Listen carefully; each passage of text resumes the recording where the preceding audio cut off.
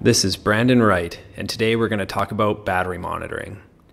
As you can see, on my boat, the Inconceivable, we have a house battery bank and a starter battery bank.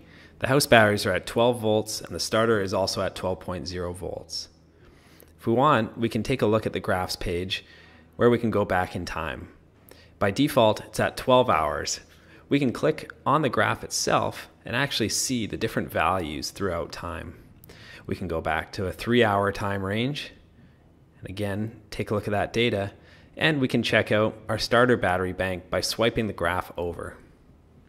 If we'd like to configure our alerts for the batteries and other settings, click on the settings page. Up at the top under sensors, we'll see that we have our house, starter, and 2 other battery banks that we can monitor. Typically the other battery banks would be bow thrusters or other auxiliary. On our house battery, we are able to show on grid, enable alerts, which the show on grid means show or hide the data on the main screen. The alerts enables our alerts. And as you can see down below, we're showing 14.5 volts as our max, 11.5 is our minimum. So if our batteries go above or below those thresholds, we'll get an alert. The sensor name supports emojis, so you can actually spruce up the app with some emojis. As you saw, we have 0 decimal places configured for the house battery.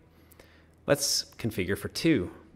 We can add or subtract an offset, which usually accounts for a voltage drop or any discrepancy between the Barnacle itself and what you're displaying on, say, your chart plotter or a voltmeter on your boat.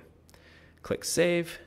Then we can go back to the home screen and actually see that we've subtracted 0.5 volts and we have 2 decimal places of accuracy for that house battery.